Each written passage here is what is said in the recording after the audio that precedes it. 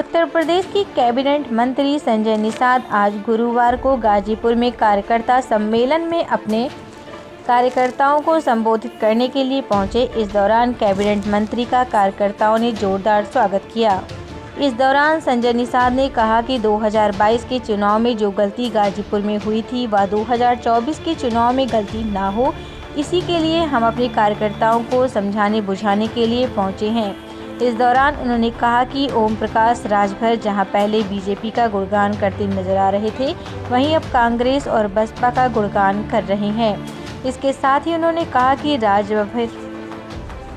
राजभर भैया जब हमारे यहाँ आए थे तब हीरो हुए थे, ना इधर के रहे ना उधर के हैं। राजनीतिक धैर्य खोजती है और राजभर भैया सुबह कहीं और, शाम को कहीं और, रात को कहीं और रहते हैं। उन्होंने कहा कि हम राजभर समाज की व्यवस्था कर रहे हैं, राजभर समाज की गिनती और आर्थिक स्थिति की गणना करा रही हैं और उनको मुख्य धारा में लाने के लिए हमारी पार्टी काम कर रही है।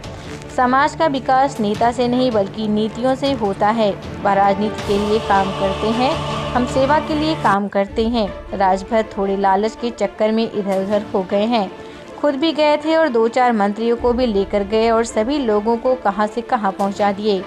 वहीं सीएम नीतीश कुमार का बोलते हुए कहा कि 2024 में देखिएगा, हम बिना भेदभाव का काम करने वाले लोग हैं और कोरोना में किस तरह से हम लोगों ने काम किया, किसी को भूखे नहीं रहने दिए।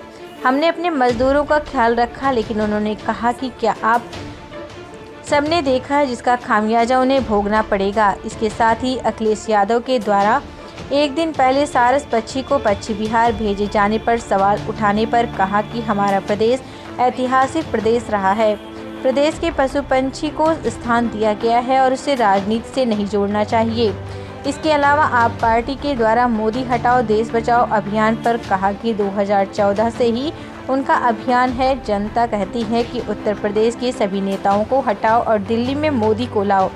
आज के कार्यक्रम में संजय निषाद का महिला कार्यकर्ताओं ने पैर छूकर आशीर्वाद लिया। इस पर उन्होंने कहा कि उनकी आस्था है कि वह हमें किस नज़रिए से देख रहे हैं। वहीं डिप्टी सीएम केशव प्रसाद मौर्य के द्वारा अखिलेश यादव पर आरोप लगाया जा रहा है कि वह उनकी हत्या करा देंगे।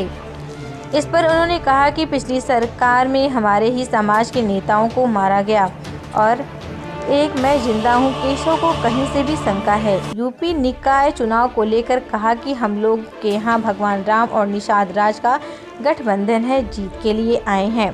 यह छोटा चुनाव है, कार्यकर्ताओं का चुनाव है जहां निषाद बहुमूल्य है और हमारा कार्यकर्ता जीत सकता है। उस सीट पर उचित पर बड़े भाई भारतीय जनता पार्टी से बातचीत करेंगे। अभी आरक्षण वाला मामला चल रहा है, इसके बाद हम लोग देखेंगे कि हम लोग कहां लड़ेंगे। निश्चित रूप से कुछ लोग नगरपालिका का चुनाव लड़ेंगे। साल 2024 के चुनाव में मुस्लिम समाज का क्या रुख रहेगा। इस पर उन्होंने कहा कि इस सरकार में मुस्लिम भी खुश हैं क्योंकि धारा 370 हट जाने के बाद हिंदू मुस्लिम की लड़ाई खत्म हो गई। सच्चर कमेटी के अनुसार सपा बसपा और कांग्रेस की सरकार में मुसलमान करीब होता चला गया है और मोदी आए तो बिना भेदभाव के मकान के साथ ही अन्य योजनाओं का भी लाभ दिलवाए। जाल बिनने वाले जुल्हा और वह जब घना जाल मिला लेते हैं तो जुल्हा हो जाता है। हमारे लोग ही जुल्हा हो गए हैं और धर्म बदल दिया तो अंसारी हो गए। मैं कहता हूँ कि अंसारी लोग निश्चित रूप से निषाद समाज के घर वापस आएं।